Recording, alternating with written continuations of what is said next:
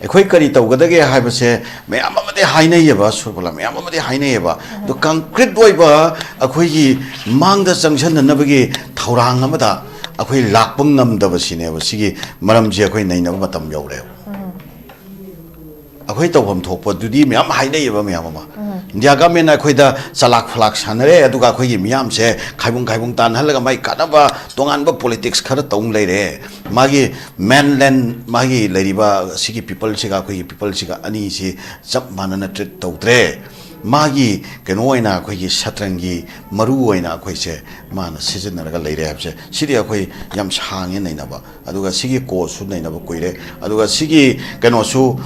ꯁꯤ ꯀꯃꯥꯏꯅ ꯇꯧꯒꯗꯒꯦ ꯍꯥꯏꯕꯁꯨ ꯑꯩꯈꯣꯏ ꯅꯩꯅꯕ ꯀꯨꯏꯔꯦꯕ ꯑꯗꯣ ꯍꯧꯖꯤꯛ ꯑꯩꯈꯣꯏꯗ ꯗꯔꯀꯥꯔ ꯂꯩꯔꯤꯁꯤ ꯑꯗꯨ ꯑꯣꯏꯔꯒꯁꯨ ꯑꯩꯈꯣꯏꯅ ꯀꯔꯤ ꯇꯧꯒꯗꯒꯦ ꯍꯥꯏꯕꯁꯤ ꯁꯤ ꯑꯩꯈꯣꯏꯅ ꯇꯧꯕ ꯉꯝꯗ꯭ꯔꯤꯁꯤ ꯀꯔꯤꯒꯤꯅꯣ ꯁꯤꯅꯤ ꯗꯁꯦ ꯑꯩꯈꯣꯏꯁꯦ ꯇꯧꯕ ꯉꯝꯗꯗꯅ ꯁꯨꯝ ꯂꯩꯔꯒ ꯚꯥꯔꯠ ꯂꯩꯉꯥꯛꯅ ꯑꯩꯈꯣꯏꯁꯦ ꯃꯥꯅ ꯍꯧꯖꯤꯛ ꯁꯥꯟꯅꯔꯤꯕ ꯂꯤꯂꯥꯁꯤꯡꯁꯤꯒꯤ ꯔꯤꯖꯜꯠꯇꯣ ꯑꯗꯨꯒꯤ ꯔꯤꯖꯜꯠꯇꯨ ꯑꯔꯣꯏꯕ ꯔꯤꯖꯜꯠ ꯍꯥꯏꯇꯥꯔꯦꯅꯦꯀꯣ ꯑꯗꯨꯒꯤ ꯔꯤꯖꯜꯠꯇꯣ ꯃꯗꯨ ꯑꯩꯈꯣꯏ ꯉꯥꯏꯔꯤꯕ꯭ꯔꯥ ꯁꯤꯅꯤꯗ ꯑꯩꯈꯣꯏꯁꯦ ꯃꯁꯤꯗꯒꯤ ꯑꯩꯈꯣꯏ ꯀꯟꯖꯍꯧꯅꯕ ꯑꯩꯈꯣꯏ ꯀꯔꯤ ꯇꯧꯒꯗꯒꯦ ꯁꯤꯅꯦꯕ ꯑꯗ ꯑꯩꯈꯣꯏ ꯀꯟꯅꯅꯕ ꯇꯧꯁꯦ ꯍꯥꯏꯕ ꯇꯥꯔꯒꯗꯤ ꯄꯣꯂꯤꯇꯤꯛꯁ ꯌꯥꯎꯗꯕ ꯌꯥꯔꯣꯏꯑꯕ CSO ꯌꯥꯎꯗꯕ ꯌꯥꯔꯣꯏꯑꯕ ꯁꯤꯒꯤ ꯃꯈꯥ ꯇꯥꯔꯛꯄꯗ ꯑꯩꯈꯣꯏꯒꯤ ꯃꯦꯗꯤꯌꯥ ꯐꯦꯇꯔꯅꯤꯇꯤ ꯌꯥꯎꯗꯕ ꯌꯥꯔꯣꯏ ꯑꯦꯀꯥꯗꯃꯤꯁꯤꯌꯟꯁ ꯌꯥꯎꯗꯕ ꯌꯥꯔꯣꯏꯑꯕ ꯑꯗꯨꯅ ꯑꯩꯈꯣꯏꯒꯤ ꯁꯤꯗ ꯂꯩꯔꯤꯕ ꯄꯣꯂꯤꯇꯤꯛꯁꯁꯦ ꯃꯁꯤ ꯚꯥꯔꯠꯅ ꯃꯅꯤꯄꯨꯔꯗ ꯆꯠꯊꯔꯤꯕ ꯅꯝꯊꯥꯛ ꯚꯥꯔꯠꯅ ꯑꯩꯈꯣꯏꯒꯤ ꯃꯅꯤꯄꯨꯔꯤ ꯃꯤꯌꯥꯝꯗ ꯆꯠꯊꯔꯤꯕ ꯅꯝꯊꯥꯛꯁꯦ ꯃꯁꯤꯒꯤ ꯄꯣꯂꯤꯁꯤ ꯇꯧꯔꯤꯕ ꯑꯗꯨꯝꯕ ꯗꯦꯠ ꯀꯥꯏꯟ ꯑꯣꯐ ꯄꯣꯂꯤꯇꯤꯛꯁ ꯑꯗꯣ ꯃꯗꯨ ꯁꯧꯒꯠꯂꯒ ꯂꯩꯕ ꯑꯗꯨꯒꯤ ꯑꯩꯈꯣꯏꯒꯤ ꯄꯣꯂꯤꯇꯤꯛꯁ ꯑꯁꯤꯅ ꯃꯅꯤꯄꯨꯔꯁꯦ ꯀꯟꯕ ꯉꯝꯒꯗꯧꯔꯤꯕ꯭ꯔꯥ ꯑꯗꯨ ꯑꯣꯏꯕ ꯇꯥꯔꯒꯗꯤ ꯑꯩꯈꯣꯏꯒꯤ ꯃꯤꯌꯥꯝꯁꯦ ꯀꯟꯖꯍꯧꯅꯕꯒꯤꯗꯃꯛꯇ ꯚꯥꯔꯠꯀꯤ ꯑꯗꯨꯒꯨꯝꯕ ꯑꯩꯈꯣꯏꯒꯤ ꯃꯤꯌꯥꯝꯁꯤꯕꯨ ꯃꯆꯣꯏ ꯇꯥꯟꯅꯍꯟꯅꯕ ꯄꯣꯂꯤꯁꯤ ꯄ꯭ꯔꯣꯒ꯭ꯔꯥꯝ ꯆꯠꯊꯔꯤꯕ ꯀꯥꯡꯂꯨꯞꯁꯤꯡ ꯑꯗꯨꯗꯒꯤ ꯑꯩꯈꯣꯏꯒꯤ ꯃꯤꯌꯥꯝꯁꯦ ꯀꯜꯍꯧꯅꯅꯕꯒꯤꯗꯃꯛꯇ ꯄꯣꯂꯤꯇꯤꯛꯁ ꯑꯃ ꯆꯪꯗ꯭ꯔꯕ ꯑꯗꯨꯒꯤ ꯄꯣꯂꯤꯇꯤꯛꯁ ꯑꯗꯨ ꯇꯧꯁꯦ ꯍꯥꯏꯕ ꯇꯥꯔꯒꯗꯤ ꯑꯩꯈꯣꯏꯒꯤ ꯃꯤꯌꯥꯝꯒꯤ ꯃꯤꯍꯨꯠꯁꯤꯡꯁꯦ ꯊꯣꯛꯄꯤꯔꯛꯑꯣꯕ ꯚꯥꯔꯠꯀꯤ ꯂꯩꯉꯥꯛꯇ ꯑꯜꯇꯤꯃꯦꯇꯝ ꯄꯤꯔꯣꯕ ꯚꯥꯔꯠ ꯂꯩꯉꯥꯛꯇ ꯑꯩꯈꯣই ꯃꯅꯤꯄꯨꯔꯤ ꯃꯤꯌꯥꯝꯒꯤ ꯀꯟꯚꯦꯟꯁꯟ ꯑꯩꯈꯣꯏ ꯃꯤꯌꯥꯝꯒꯤ ꯋꯥꯔꯦꯞꯁꯦ ꯚꯥꯔꯠ ꯂꯩꯉꯥꯛꯇ ꯄꯤꯕꯤꯔꯣꯕ ꯊ꯭ꯔꯨ ꯃꯈꯣꯏꯅ ꯔꯤꯄ꯭ꯔꯖꯦꯟꯇꯦꯇꯤꯚ ꯑꯣꯏꯅ ꯃꯈꯣꯏꯒꯤ ꯊ꯭ꯔꯨꯗ ꯄꯤꯕꯤꯔꯣꯕ ꯃꯇꯝ ꯄꯤꯕꯤꯔꯣꯕ ꯁꯤꯐꯥꯎꯒꯤ ꯃꯅꯨꯡꯗ ꯚꯥꯔꯠ ꯂꯩꯉꯥꯛꯅ ꯃꯤꯌꯥꯝꯒꯤ ꯑꯄꯥꯝꯕ ꯃꯇꯨꯡꯏꯟꯅ ꯋꯥꯔꯦꯞ ꯂꯧꯕ ꯉꯝꯗꯕ ꯇꯥꯔꯒꯗꯤ ꯃꯤꯌꯥꯝꯒꯤ ꯑꯄꯥꯝꯕ ꯃꯇꯨꯡꯏꯟꯅ ꯚꯥꯔꯠ ꯂꯩꯉꯥꯛꯅ ꯈꯣꯡ ꯊꯥꯡꯒꯠꯄ ꯉꯝꯗꯕ ꯇꯥꯔꯒꯗꯤ ꯃꯗꯨꯒꯤ ꯂꯝꯕꯤꯗꯨꯗ ꯂꯥꯛꯅꯅꯕꯒꯤ ꯐꯤꯔꯦꯞ ꯂꯧꯔꯛꯇꯕ ꯇꯥꯔꯒꯗꯤ ꯑꯗꯨꯒꯨꯝꯕ ꯄꯣꯂꯤꯁꯤ ꯄ꯭ꯔꯣꯒ꯭ꯔꯥꯝ ꯆꯠꯊꯔꯤꯕ ꯑꯗꯨꯒꯨꯝꯕ ꯄꯣꯂꯤꯇꯤꯀꯦꯜ ꯐꯣꯔꯁꯇꯣ ꯑꯩꯈꯣꯏ ꯊꯥꯗꯣꯛꯄ ꯃꯊꯧ ꯇꯥꯗ꯭ꯔꯤꯕ꯭ꯔꯥ ꯑꯣꯖꯥ ꯑꯩꯈꯣꯏꯒꯤ ꯑꯣꯜ ꯑꯣꯐ ꯑꯦ ꯁꯗꯟ ꯒꯕꯔꯅꯔꯅ ꯑꯩꯈꯣꯏꯒꯤ ꯀꯣꯀꯣꯃꯤ ꯑꯗꯨꯒ IDP ꯁꯤꯡꯒꯤ ꯔꯤꯁꯦꯇꯜꯃꯦꯟꯒꯤ ꯃꯣꯏꯅ ꯍꯪꯈꯤꯕ ꯋꯥꯍꯪ ꯃꯌꯥꯝꯒꯤ ꯄꯤꯁꯤꯟꯈꯤꯕ ꯃꯦꯃꯣꯔꯦꯟꯗꯝ ꯃꯌꯥꯝꯒꯤ ꯊꯥ ꯑꯃ ꯍꯦꯟꯅꯕ ꯃꯇꯨꯡꯗ ꯄꯥꯎꯈꯨꯝ ꯄꯤꯌꯨ ꯑꯣꯏꯅ ꯉꯔꯥꯡꯒꯤ ꯇꯛꯁꯤꯟꯗꯅ ꯃꯌꯥꯝ ꯊꯣꯝꯖꯤꯟꯕꯗ ꯒꯕꯔꯅꯔꯅ ꯏꯕ ꯆꯦꯔꯣꯜ ꯄꯤꯒꯅꯤ ꯍꯥꯏꯔꯦ ꯑꯗꯨꯒ ꯃꯍꯥꯛꯅ ꯃꯁꯥꯃꯛꯅ ꯆꯤꯟꯅ ꯄꯤꯔꯛꯄ ꯕꯥꯔꯕꯦꯜ ꯔꯦꯁꯄꯣꯟꯁꯇ ꯕꯐꯔ ꯖꯣꯟ ꯂꯩꯇꯦ ꯍꯥꯏꯅ ꯄꯤꯔꯛꯄ ꯋꯥꯐꯝꯅꯤ ꯑꯗꯨꯗ ꯑꯣꯖꯥ ꯂꯥꯛꯆꯅꯤꯡꯕꯁꯦ ꯑꯍꯥꯟꯕꯒꯤ ꯔꯥꯎꯟꯗꯁꯨ ꯊꯝꯕꯤꯈ꯭ꯔꯦ ꯑꯣꯖꯥ ꯀꯪꯂꯩꯄꯥꯛꯅꯁꯨ ꯃꯌꯦꯛ ꯁꯦꯡꯅ ꯌꯦꯁ ꯄꯣꯂꯤꯇꯤꯀꯦꯂꯤ ꯕꯐꯔ ꯖꯣꯟꯁꯦ ꯂꯩꯇꯦ ꯑꯗꯨꯝ ꯍꯥꯏꯔꯛꯀꯅꯤ ꯕꯐꯔ ꯖꯣꯟ ꯂꯩꯇꯦ ꯑꯗꯨꯕꯨ ꯂꯥꯛꯅꯤꯡꯉꯦ ꯄꯣꯠꯇꯤ ꯂꯩꯔꯤꯕ ꯆꯪꯅ ꯆꯪꯊꯣꯛ ꯌꯥꯗꯕ ꯃꯤ ꯀꯌꯥ ꯁꯤꯈꯤꯕ ꯃꯥꯡꯈꯤꯕ ꯃꯌꯥꯝ ꯃꯁꯤꯒꯤ ꯔꯦꯁꯇ꯭ꯔꯤꯛꯁꯟꯁꯤꯅ ꯄꯤꯔꯤꯕ ꯑꯋꯥꯕꯁꯤꯡ ꯑꯁꯤꯁꯨ ꯂꯦꯞꯄ ꯂꯩꯇ꯭ꯔꯤ ꯃꯔꯝ ꯑꯗꯨꯅ ꯑꯩꯈꯣꯏꯒꯤ ꯒꯕꯔꯅꯔꯒꯤ ꯄꯤꯔꯛꯏꯕ ꯃꯥꯒꯤ ꯔꯦꯁꯄꯣꯟꯁꯁꯤ ꯑꯣꯖꯥ ꯀꯔꯝꯍꯥꯏꯅ ꯊꯝꯕꯤꯅꯤꯡꯉꯤ ꯃꯁꯤꯁꯦ ꯑꯩꯈꯣꯏꯒꯤ ꯑꯦꯗꯃꯤꯅꯤꯁꯇ꯭ꯔꯦꯇꯤꯚ ꯔꯤꯌꯦꯂꯤꯇꯤ ꯑꯃꯁꯨꯡ ꯄꯣꯂꯤꯇꯤꯀꯦꯜ ꯀꯟꯚꯤꯅꯦꯟꯁ ꯍꯥꯏꯇꯥꯔꯦ ꯄꯣꯂꯤꯇꯤꯀꯦꯜꯂꯤ ꯂꯩꯇꯦ ꯍꯥꯏꯔꯛꯇꯣꯏꯅꯤ ꯑꯅꯤꯁꯤꯗ ꯒꯕꯔꯅꯔꯅ ꯔꯤꯐ꯭ꯂꯦꯛ ꯇꯧꯔꯤꯕꯁꯤ ꯃꯥꯒꯤ ꯔꯦꯁꯄꯣꯟꯁꯁꯤꯗ ꯀꯃꯥꯏꯅ ꯊꯝꯕꯤꯅꯤꯡꯉꯤ ꯑꯣꯖꯥꯒꯤ ꯑꯣꯏꯅꯗꯤ ꯑꯍꯥꯟꯕꯗ ꯑꯩꯈꯣꯏꯅ ꯌꯦꯡꯖꯕ ꯑꯩꯈꯣꯏ ꯄꯨꯝꯅꯃꯛꯅ ꯈꯪꯃꯤꯟꯅꯒꯗꯕ ꯋꯥꯐꯝ ꯑꯃꯗꯤ ꯒꯕꯔꯅꯔ ꯍꯥꯏꯕꯁꯤ ꯀꯅꯥ ꯃꯅꯤꯄꯨꯔꯗ ꯂꯩꯔꯤꯕ ꯒꯕꯔꯅꯔ ꯍꯥꯏꯕꯁꯤ ꯀꯅꯥ ꯒꯕꯔꯅꯔꯁꯤ ꯁꯦꯟꯇꯔꯗ ꯂꯩꯔꯤꯕ ꯂꯩꯉꯥꯛ ꯃꯁꯤꯒꯤ ꯃꯥ ꯗꯤꯄꯨꯇꯤꯅꯤ ꯍꯥꯏꯕ ꯇꯥꯔꯦ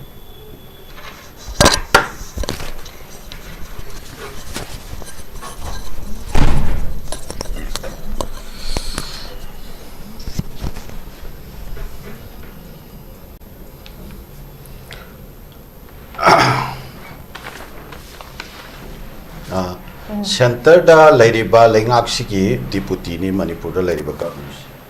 ꯑꯗ whatever the decision ꯁꯦꯟꯇꯔꯅ ꯂꯧꯕ decision whatever the policies of center ꯃꯗꯨ ꯀꯅꯥꯒꯤ ꯈꯨꯠꯊꯥꯡꯗ ꯒꯕꯔꯅꯔꯒꯤ ꯈꯨꯠꯊꯥꯡꯗ ꯃꯅꯤꯄꯨꯔꯗ ꯄ꯭ꯔꯦꯁꯤꯗꯦꯟ ꯔꯨꯜ ꯍꯥꯏꯕ ꯄꯣꯠꯁꯛꯁꯤ ꯂꯩꯔꯀꯥꯟꯗ governor gi khuthang na masi administration se tawani masi policy sing se paikhat bani ana governor na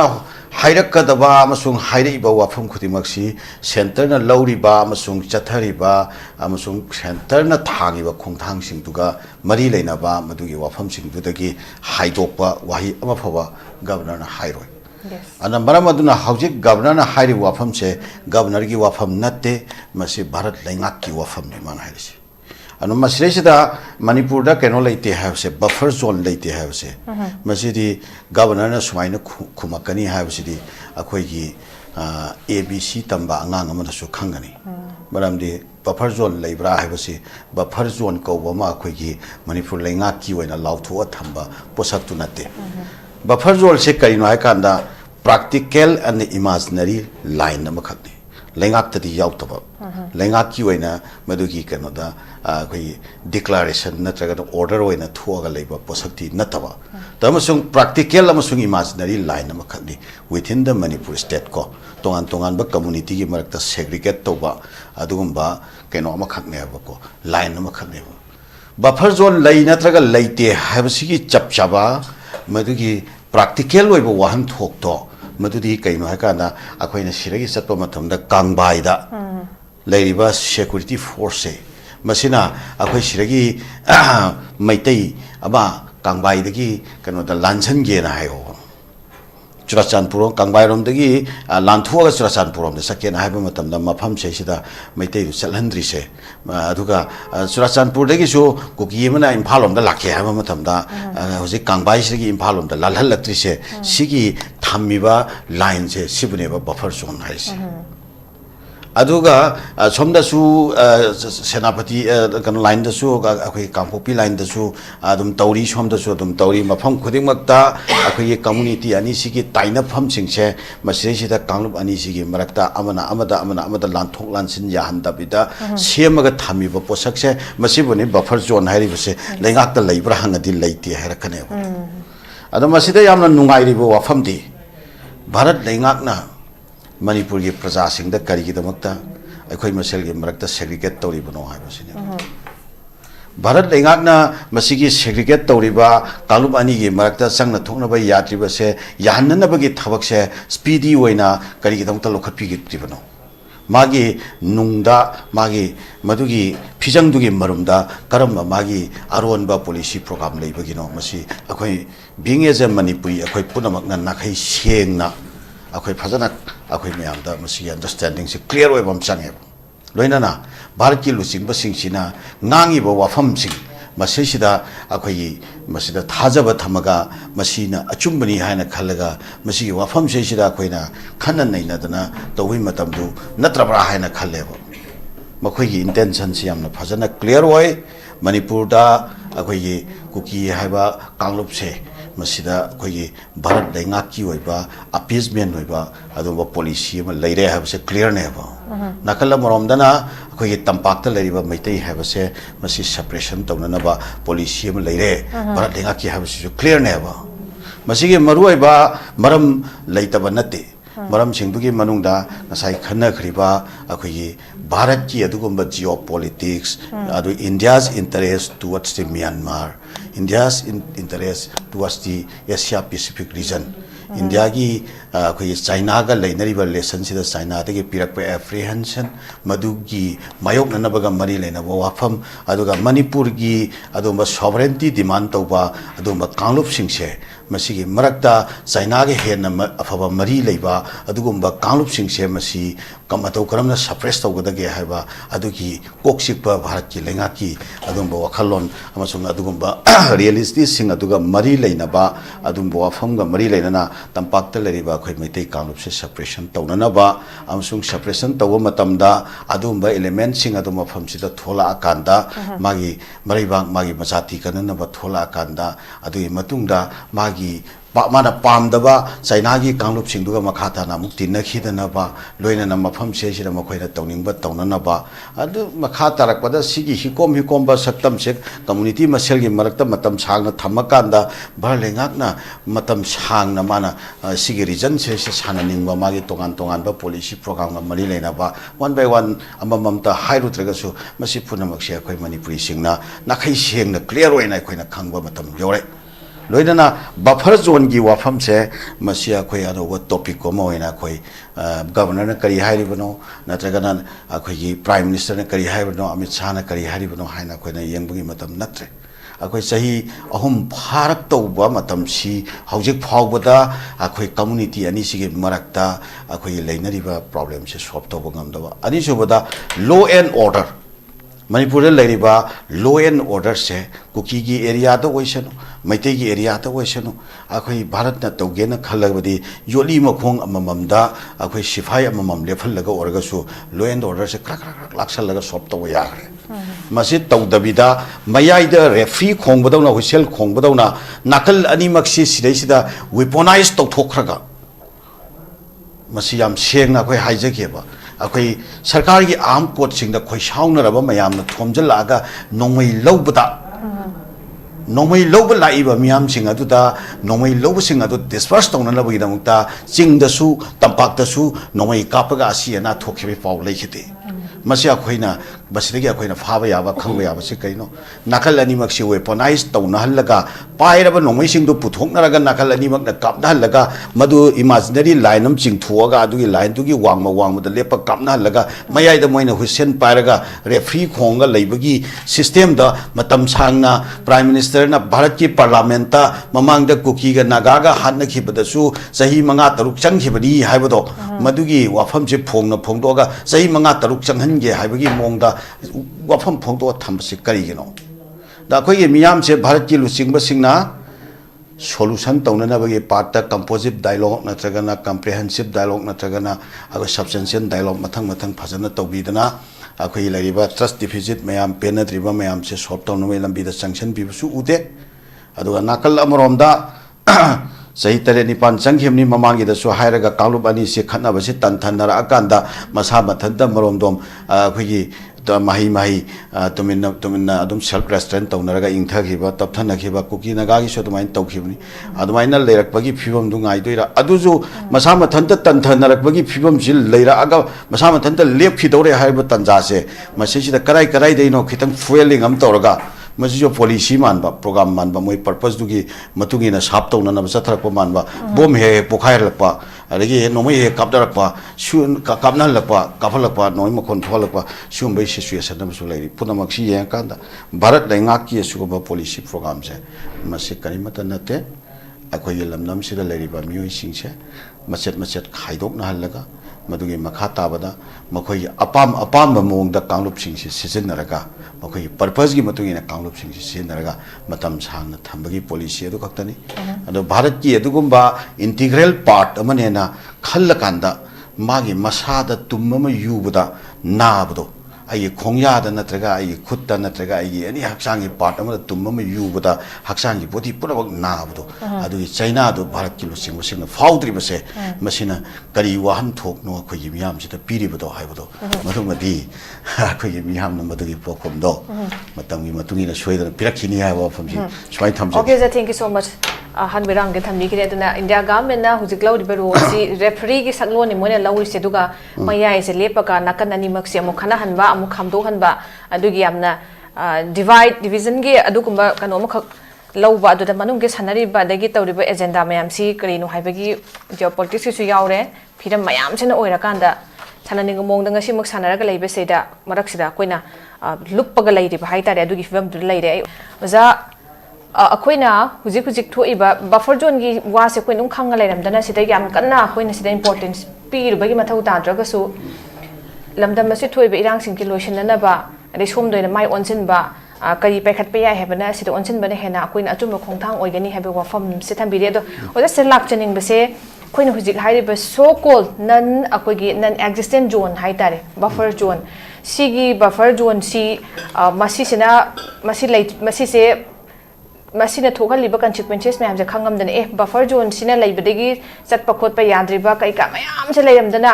buffer zone se leire mana tholiba pose buffer zone hairiba yadaba restricted thamiba posina tholiba mayam se loin khangamdana masigi pose solve tawragadi masi acknowledge tawragadi koina badana better policy planning ama semakpada achouba hindrance ama oirese degi da labi lakadra allow tawgadra khanjai aduga khoi oja kanglei panu thambi ki ba yamna clear oiba security protocol ama su dakar oibandana masi sima lakadra khanje duga genuine oiba peace talk su masi accept tawragadi existence of sigi non existent zone si accept tawragadi masi se genuine oiba dugi peace talk ko changsilakna bagi step akogi towards that step oigadra aduna akoina masi gi kano si non existent zone si acknowledge tawba taragadi haiba lambi du lakna bagi maram singkhida koina changsilakna bagi adugumba maram chaba maram am oiroidra aduna leidiba hujiki PR government sina even though ko politically leite ba pose hai taraga su masi leite na haira kan leitrabani na laithoga daitra lawda taragadi masi degi thoglai ba pot mayam sina shanti purakpada resolve torokna bagi damakta masi solve tawbus maru ba pot ngaktan dana masi acknowledge tawbusina conflict resolve tawna bagi si step forward oiroidra kamain thambining usa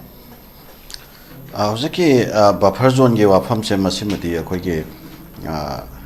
ꯒꯕꯔꯅꯔꯅ ꯍꯥꯏꯖꯔꯒꯁꯨ buffer ꯖꯣꯟꯁꯤꯗꯤ ꯑꯗꯨꯝ ꯂꯩ ꯍꯥꯏꯕꯁꯤꯗ ꯑꯩꯈꯣꯏꯒꯤ ꯃꯤꯌꯥꯝꯅ buffer zone ꯈꯪꯉꯤ ꯑꯩꯈꯣꯏꯒꯤ ꯃꯤꯌꯥꯝꯗ buffer zone ꯊꯝꯃꯤ ꯒꯕꯔꯅꯔꯅ ꯍꯥꯏꯕꯗꯣ ꯃꯆꯤꯟ ꯊꯤꯕꯅꯤ ꯃꯁꯤ ꯑꯩꯈꯣꯏ ꯃꯅꯤꯄꯨꯔꯤ ꯃꯤꯌꯥꯝꯗ ꯅꯝꯊꯥꯛ ꯇꯧꯕꯅꯤ ꯑꯩꯈꯣꯏꯒꯤ ꯃꯤꯌꯥꯝꯁꯤ ꯀꯩꯁꯨ ꯂꯩꯇꯦꯅ ꯈꯟꯕꯅꯤ ꯁꯨꯃꯥꯏꯅ ꯑꯗꯨꯝ ꯇꯦꯟꯁꯟꯕ ꯌꯥꯏꯌꯦꯅ ꯑꯩ ꯁꯨꯃꯥꯏꯅ ꯊꯝꯖꯒꯦ ꯑꯗꯣ ꯃꯁꯤ ꯒꯕꯔꯅꯔꯅ ꯉꯥꯡꯉꯤꯕꯁꯤꯡꯁꯦ ꯒꯕꯔꯅꯔꯅ ꯍꯥꯏꯕ ꯋꯥꯍꯩ ꯅꯠꯇꯦꯀꯣ ꯃꯁꯤꯃ ꯑꯩꯈꯣꯏ ꯚꯥꯔꯠꯀꯤ ꯂꯨꯆꯤꯡꯕꯁꯤꯡꯁꯤꯅ ꯍꯥꯏꯕ ꯋꯥꯗꯨ ꯒꯕꯔꯅꯔꯅ ꯑꯗꯨꯒꯤ ꯋꯥꯗꯨ ꯑꯩꯈꯣꯏ ꯃꯤꯌꯥꯝꯗ ꯍꯥꯏꯕꯅꯤ ꯁ꯭ꯋꯥꯏ ꯃꯇꯥꯡꯁꯤꯗ ꯁꯤ ꯈꯪꯉꯕ ꯃꯇꯨꯡꯗ ꯑꯩꯈꯣꯏ ꯃꯤꯌꯥꯝꯅ ꯀꯔꯤ ꯇꯧꯒꯗꯒꯦ ꯍꯥꯏꯕꯗꯨꯅꯤ ꯑꯩꯈꯣꯏꯒꯤ ꯃꯤꯌꯥꯝꯁꯤꯗ ꯅꯝꯊꯥꯛ ꯇꯧꯔꯦ ꯑꯩꯈꯣꯏꯒꯤ ꯃꯤꯌꯥꯝꯁꯤꯗ ꯑꯩꯈꯣꯏ ꯃꯥꯅ ꯆꯠꯊꯔꯤꯕ ꯄꯣꯂꯤꯁꯤꯁꯦ ꯃꯁꯤ ꯑꯩꯈꯣꯏꯒꯤ ꯃꯤꯌꯥꯝꯁꯤꯒꯤꯗꯃꯛꯇ ꯑꯩꯈꯣꯏ ꯁ꯭ꯇꯦꯠꯁꯤꯒꯤꯗꯃꯛꯇ ꯇꯧꯐꯝ ꯊꯣꯛꯄ ꯊꯕꯛ ꯑꯗꯨ ꯅꯠꯇ꯭ꯔꯦ ꯍꯥꯏꯕꯁꯦ ꯑꯩꯈꯣꯏ ꯈꯪꯉꯦꯕ ꯑꯗꯣ ꯑꯩꯈꯣꯏ ꯀꯔꯤ ꯇꯧꯒꯗꯒꯦ ꯑꯩꯈꯣꯏ ꯀꯔꯤ ꯇꯧꯒꯗꯒꯦ ꯍꯥꯏꯕꯁꯦ ꯃꯌꯥꯝ ꯑꯃꯗꯤ ꯍꯥꯏꯅꯩꯌꯦꯕ ꯁꯨꯔꯕꯂꯥ ꯃꯌꯥꯝ ꯑꯃꯗꯤ ꯍꯥꯏꯅꯩꯌꯦꯕ ꯑꯗꯣ ꯀꯟꯀ꯭ꯔꯤꯠ ꯑꯣꯏꯕ ꯑꯩꯈꯣꯏꯒꯤ ꯃꯥꯡꯗ ꯆꯪꯁꯤꯟꯅꯅꯕꯒꯤ ꯊꯧꯔꯥꯡ ꯑꯃꯗ ꯑꯩꯈꯣꯏ ꯂꯥꯛꯄ ꯉꯝꯗꯕꯁꯤꯅꯦꯕ ꯁꯤꯒꯤ ꯃꯔꯝꯁꯦ ꯑꯩꯈꯣꯏ ꯅꯩꯅꯕ ꯃꯇꯝ ꯌꯧꯔꯦꯕ ꯑꯩꯈꯣꯏ ꯇꯧꯐꯝ ꯊꯣꯛꯄꯗꯨꯗꯤ ꯃꯌꯥꯝ ꯍꯥꯏꯅꯩꯌꯦꯕ ꯃꯌꯥꯝ ꯑꯃ ꯏꯟꯗꯤꯌꯥ ꯒꯃꯦꯟꯅ ꯑꯩꯈꯣꯏꯗ ꯆꯂꯥꯛ ꯐꯂꯥꯛ ꯁꯥꯟꯅꯔꯦ ꯑꯗꯨꯒ ꯑꯩꯈꯣꯏꯒꯤ ꯃꯤꯌꯥꯝꯁꯦ ꯈꯥꯏꯕꯨꯡ ꯇꯥꯟꯍꯜꯂꯒ ꯃꯥꯏ ꯀꯥꯟꯅꯕ ꯇꯣꯉꯥꯟꯕ ꯄꯣꯂꯤꯇꯤꯛꯁ ꯈꯔ ꯇꯧ ꯂꯩꯔꯦ ꯃꯥꯒꯤ ꯃꯦꯟꯂꯦꯟ ꯃꯥꯒꯤ ꯂꯩꯔꯤꯕ ꯁꯤꯒꯤ ꯄꯤꯄꯜꯁꯤꯒ ꯑꯩꯈꯣꯏꯒꯤ ꯄꯤꯄꯜꯁꯤꯒ ꯑꯅꯤꯁꯤ ꯆꯞ ꯃꯥꯟꯅꯅ ꯇ꯭ꯔꯤꯠ ꯇꯧꯗ꯭ꯔꯦ ꯃꯥꯒꯤ ꯀꯩꯅꯣ ꯑꯣꯏꯅ ꯑꯩꯈꯣꯏꯒꯤ ꯁꯇ꯭ꯔꯪꯒꯤ ꯃꯔꯨ ꯑꯣꯏꯅ ꯑꯩꯈꯣꯏꯁꯦ ꯃꯥꯅ ꯁꯤꯖꯤꯟꯅꯔꯒ ꯂꯩꯔꯦ ꯍꯥꯏꯕꯁꯦ ꯁꯤꯗꯤ ꯑꯩꯈꯣꯏ ꯌꯥꯝ ꯁꯥꯡꯉꯦ ꯅꯩꯅꯕ ꯑꯗꯨꯒ ꯁꯤꯒꯤ ꯀꯣꯁꯁꯨ ꯅꯩꯅꯕ ꯀꯨꯏꯔꯦ ꯑꯗꯨꯒ ꯁꯤꯒꯤ ꯀꯩꯅꯣꯁꯨ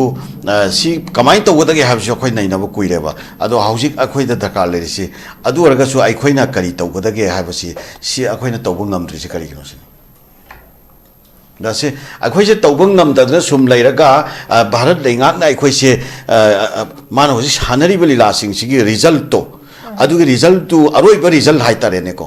ꯑꯗꯨꯒꯤ ꯔꯤꯖꯜꯠꯇꯣ ꯃꯗꯨ ꯑꯩꯈꯣꯏ ꯉꯥꯏꯔꯤꯕ꯭ꯔꯥ ꯁꯤꯅꯤꯗ ꯑꯩꯈꯣꯏꯁꯦ ꯃꯁꯤꯗꯒꯤ ꯑꯩꯈꯣꯏ ꯀꯟꯖꯍꯧꯅꯕ ꯑꯩꯈꯣꯏ ꯀꯔꯤ ꯇꯧꯒꯗꯒꯦ ꯁꯤꯅꯦꯕ ꯑꯗ ꯑꯩꯈꯣꯏ ꯀꯟꯅꯅꯕ ꯇꯧꯁꯤ ꯍꯥꯏꯕ ꯇꯥꯔꯒꯗꯤ ꯄꯣꯂꯤꯇꯤꯛꯁ ꯌꯥꯎꯗꯕ ꯌꯥꯔꯣꯏꯑꯕ CSO ꯌꯥꯎꯗꯕ ꯌꯥꯔꯣꯏꯑꯕ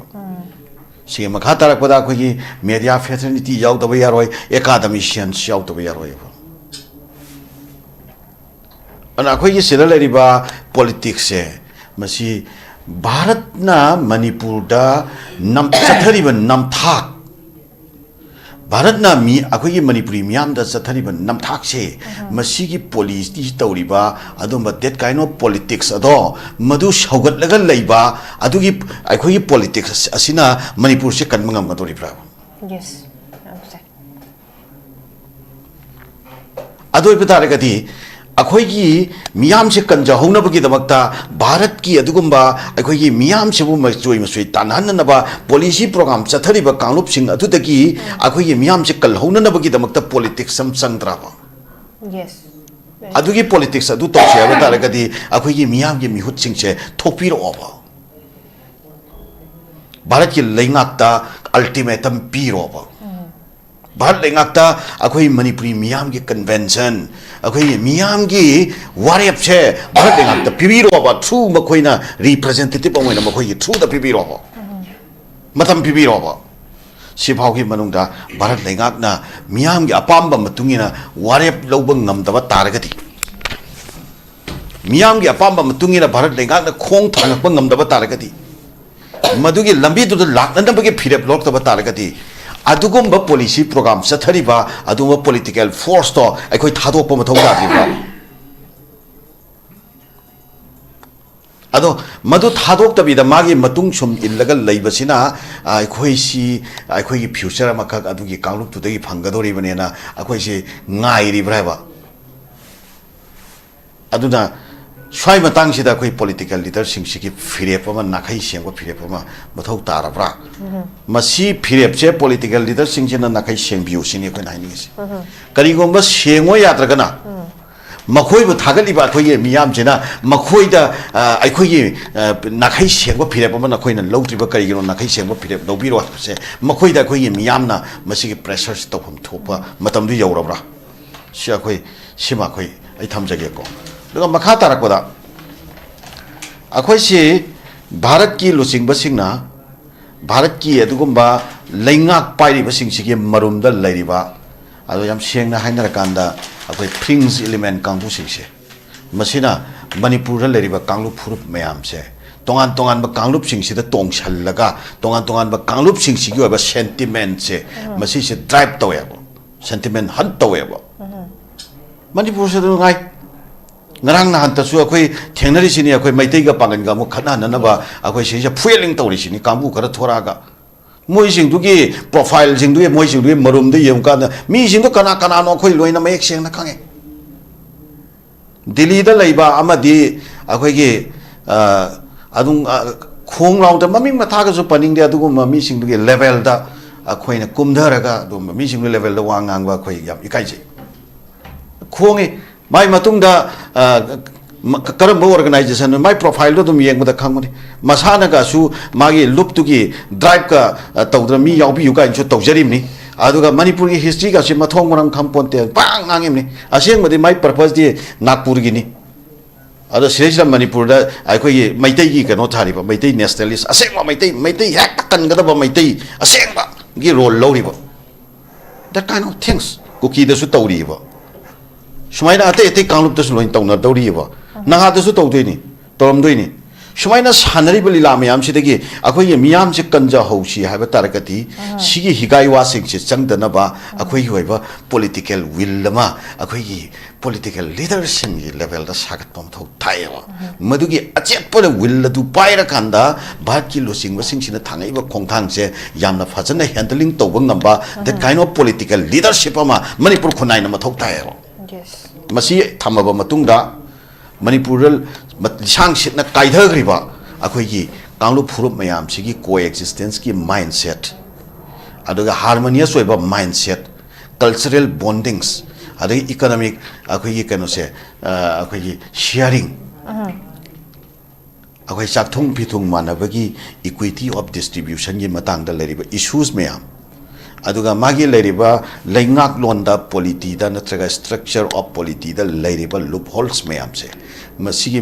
कनो मयाम से वन बाय वन लेंगाक सिना विल्लमगी मखादा यामना फेयर अमसुंग जस्टिस अदुगी मखादा को मसिगी मयाम से करेक्टिव ओइबा मेजर सिंग से पूरा कांदा अखोई स्टेट से अदुबा भारत की लुचिंगबा सिंग अमसुंग मदुगी नाक येट लोइदा लेरिबा अदुबा एलिमेंट सिंग ना फ्रिंज एलिमेंट सिंग ना हिगाइ तौरगा मणिपुर थुगाइना नबा तौबसिदगी मणिपुर कलहौना नबा अदुबा खोंथांग पाइखतपा ngamba अदुबा यामना स्ट्रांग ओइबा लीडरशिप अमा मणिपुर खुनाइना पुथोकपा मथौ ताइ मसि पुथोक हौदबा तारगदी अखोइना लंबीदा लाउखोंगा लेगनी पॉलिटिकल लीडर सिंगसिना भारत की लुचिंगबा सिंगना करम मतमदा सरकार सेमन बिरकदोरिबनो करम मतमदा आइबो मंत्री हाबकदोरिबनो करम मतमदा आइबो सीएम फाइल हापिरकदोरिबोना फिगाउ सारगा लेबा अदुगुम मखल की पॉलिटिक्स असिना मणिपुर की तुंगी खुनाय से मसे कदोम द सकदोरिबनो हायसे अखोइ अनसर्टेन ओय हाबा फमसे थमसक ओके ओजा थैंक यू सो मच याम फजबा वफम ओजा जलाना मयाम म पुखत्पि सेकेंड राउंड सिदा याम चुमी अखोइ हुजिक कराइदनम अखोइगी चुकली पाइरगा सानबा हाइतरे मैतैगा पंगलगा नागागा कुकीगा मैतैगा हयेंगना कनागा हाइबा सिगी पोचिमा ꯑꯩꯈꯣꯏ ꯂꯩꯔꯦ ꯌꯥꯝꯅ very unfortunate ꯍꯥꯏꯕ ꯇꯥꯔꯦ ꯑꯗꯨꯅ ꯃꯌꯥꯝꯁꯦ ꯍꯧꯖꯤꯛ ꯀꯔꯤ ꯊꯧꯗꯥꯡ ꯂꯧꯐꯝ ꯊꯣꯛꯏ ꯀꯔꯤ ꯇꯧꯐꯝ ꯊꯣꯛꯏ ꯑꯗꯨꯒ ꯍꯧꯖꯤꯛꯁꯤ IDPꯒꯤꯁꯦ ꯀꯟꯁꯔꯟ ꯇꯧꯖꯔꯒ ꯈꯇꯪ ꯃꯁꯤꯒꯤ ꯃꯇꯥꯡꯒꯤꯗ ꯍꯧꯖꯤꯛ ꯐꯥꯎꯕꯗ ꯗꯤꯁꯦꯝꯕꯔꯗ ꯐꯦꯁ 3 ꯊꯣꯛꯅ ꯂꯣꯏ ꯆꯪꯍꯟꯒꯅꯤ ꯍꯥꯏꯕꯗꯨ ꯉꯝꯗ꯭ꯔꯦ ꯈꯔ ꯆꯪꯍꯟꯕ ꯉꯝꯃꯒꯁꯨ ꯑꯗꯩ ꯈꯔ ꯁꯥꯊꯤꯕꯁꯤꯡꯗꯨꯅ ꯑꯩꯈꯣꯏ ꯃꯥꯔꯆ ꯁ꯭ꯋꯥꯏꯗꯒ ꯍꯥꯏꯕꯅꯤ ꯑꯗꯨꯅ ꯍꯧꯖꯤꯛ ꯐꯥꯎꯕꯗ ꯂꯩꯔꯤꯕ ꯈ꯭ꯋꯥꯏꯗꯒꯤ ꯃꯔꯨꯑꯣꯏꯔꯤꯕ ꯏꯔꯥꯡꯁꯤꯗ ꯍꯥꯟꯅ ꯁꯣꯜꯕ ꯇꯧꯐꯝ ꯊꯣꯛꯄ ꯑꯗꯨ ꯃꯐꯝ ꯆꯥꯅ ꯊꯝꯐꯝ ꯊꯣꯛꯄ IDPꯒꯤ ꯔꯤꯁꯦꯇꯜꯃꯦꯟꯒꯤ ꯄꯣꯠꯁꯤ ꯍꯧꯖꯤꯛ ꯃꯦꯟ ꯇꯥꯗꯅ ꯑꯗꯨꯝ ꯂꯩꯕ ꯑꯗꯨꯒ ꯌꯥꯝꯅ ꯂꯥꯏꯕꯛ ꯊꯤꯕꯗꯤ ꯊꯥ ꯑꯃ ꯆꯨꯞꯅ ꯏꯔꯥꯡ ꯆꯠꯊꯔꯕ ꯄ꯭ꯔꯣꯇꯦꯁ ꯄꯤꯁꯐꯨꯜ ꯗꯦꯃꯣꯀ꯭ꯔꯦꯇꯤक ꯔꯦꯂꯤ ꯆꯠꯊꯔ ꯃꯇꯨꯡꯗ ꯀꯩꯝꯇ ꯄꯥꯎꯈꯨꯝ ꯐꯪꯗꯕꯗꯤ ꯄꯥꯎꯈꯨꯝꯗꯨ ꯄꯤꯕꯤꯌꯣꯅ ꯑꯃꯨꯛ ꯇꯛꯁꯤꯟꯕ ꯄꯥꯎꯈꯨꯝꯗꯨ ꯁꯨꯝ ꯂꯧꯕ ꯆꯠꯂꯨꯕ ꯍꯥꯏꯇꯥꯔꯦ ꯏꯁꯥꯅ ꯂꯦꯠ ꯕꯥꯏ ꯀꯣꯀꯣꯃꯤ ꯑꯗꯨꯅ ꯑꯗꯨꯁꯨ ꯑꯃꯨꯛ ꯆꯤꯟꯍꯥꯏ ꯑꯣꯏꯅ ꯇꯧꯔꯛꯄꯗꯨꯗ ꯊꯥꯖꯕ ꯑꯃ ꯄꯤꯌꯨ ꯑꯗꯨꯒ ꯔꯤꯇꯟ ꯑꯦꯁꯨꯔꯦꯟꯁ ꯄꯤꯌꯨ ꯍꯥꯏꯕꯗꯒꯤ ꯑꯃꯨꯛ ꯋꯥꯐꯝꯁꯦ ꯑꯃꯨꯛ ꯂꯥꯛꯅꯕ ꯍꯥꯏꯇꯥꯔꯦ ꯑꯗꯨꯅ ꯄꯤꯔꯛꯏꯕ ꯔꯦꯁꯄꯣꯟꯁ ꯍꯧꯖꯤꯛ ꯐꯥꯎꯕꯗ IDPꯒꯤꯗꯃꯛꯇ ꯄꯥꯏꯈꯠꯂꯛꯏꯕ ꯈꯣꯡꯊꯥꯡꯁꯤꯡ ꯍꯥꯏꯇꯥꯔꯦ ꯑꯣꯖꯥ ꯑꯔꯣꯏꯕꯒꯤ ꯑꯣꯏꯅ ꯀꯃꯥꯏꯅ ꯊꯝꯕꯤꯅꯤ ꯑꯣꯖꯥ भारत लेंगांगना IDP से मसी हयेंमक चपचाना मागी मफमदा हंजलहनगे हाइबगे चपचाबु विल दु लेरबा अद मसी हयेंसु हंजलहनबो ngамगनी हाइबसिदा नो डाउट अदो IDP सिंग हुजिक फावबा हंजलहनबगी इशू से लेखाइ तादबसे सिगी मरु ओइबा को से भारत लेंगाकी अदुगुंबा विल लेते हाइबनी IDP सिंगी इशू से नाखै सेंगना फजना रिजॉल्व तौबसे भारत लेंगाकना पामद्री मसी पामदबगी मरम से मयाम अमा लई अदुगी मरम सिंग तो ngасai खोइना नैनखरिबा सिंग सिदा लोइना यावखरे अना IDP की इशू से भारत लेंगाकना बस चपचाना लोइसनगे खलबा अखोइगी कुकी सिंगी अदुगुंबा सु तौनखरिबा कांगबु सिंगसे मसे भारत लेंगाकना चपचाना IDP की मतंगदा लैबा इशू से रिजॉल्व तौननबा चपचाना हाइबा मतमदा रिजॉल्व तौनबा लंबी सोइदन लेगने खाली अखोइगी तंपाक्तदी अखोइगी कुकी की अदुगुंबा IDP सिंग अदोक तंपाक्ता अमुक हलकपदा अखोइ कनामतना ऑब्जेक्शन तौरोय हाइबा वाफमना सिंगबा अखोइ मणिपुर की लैरिबा अखोइ मैतै सिंगी मरु ओइबा सिविल सोसाइटी ऑर्गेनाइजेशन की लुसिंगबा सिंगना थमखिबा लैग्रे तेतै तोगान तोगान दो सर्कल दगिसु थमखिबा लैग्रे इवन आरामबाई तेंगोल दगी फौबा अखोइ को एक्जिस्टेंस की वाफम फोंदोरपा लैग्रे अदो नंबर मोरकांदा तंपाक्ता मसी इशू ओइरो अदगी नाकल अमरोमदा चिंगदा लैरिबा इशू से मसे होम मिनिस्ट्री की थ्रू दा सु सिंगदुगी मथक्ता सु तौरिबा कांगु सिंगदुगी मथक्ता चपचाना मसी भारत लेंगाकना तौबिरगदी मसे रिजॉल्व तौबा ngамगदबा पॉलिसी अमने लौबनी अदु हुजि फावबा तौबा ngамद्रिबसे मसे भारत लेंगाकना चपचाना मसे लोइसननबा तौदे हाबसे नखै सेंगे हाबा फमसी ओके ओजा thank you so much Bharat लेंगाकना लोइसनगे हायरगदि लोइसनबे यामने मोइगे अदुगी चपचाबा फिरेपतो लैतबना हुजि फावबा हुजि मफम खंगदना दुम लैरिबसिनी अदुना कोइगी हुजि मणिपुरदा शांति सि यामनमक दरकार ओइरे मसी शांति सि पुरकनबैदमक्ता थमोइ सेंगबा अदुगा थोइबा लैनरिबा सिचुएशन मयाम से प्रिविलेंज सिचुएशन सिंग एक्नॉलेज तौबमा याम तंगाइ फदबा दुगी स्ट्रांग पॉलिटिकल विल अदुगा अखोइगी दायित्व सिंग सि शेयर अकाउंटेबिलिटी रेस्पॉन्सिबिलिटी सि मयाम दरकार लेहेबसिमा नीड ऑफ द आवर ओइरे देन अदुगा हुजिक लैरिबा सिदा इरांग थौदोक सिंगिदा अखोइगी डिले तौबा नत्रगा डिनायल तौबसिना पूरा कदोब फोल्दी सुमतगी थोइबा क्राइसिस से हेन लुसिल हलकपा डिपेंड द क्राइसिस हाइटारे सिनतना अखोइगी पॉजिटिव ओइबा इन अ पॉजिटिव वे दा लाकपगी ममी दुदि दुम सामदोरिमनी so with this note ngasi अखोइ डायलॉग की प्रोग्राम से मतंग से टेंशन जरे अखोइगी थोरम से सरुक याबिदुन मपुंग फान बिकी बाय काय खुमना जिबा पैनलिस्ट अखुमक ओजा जलान ओजा सचिन कुमार मदी ओजा कंगले पालुम कसुना थकत फोंदोक जरी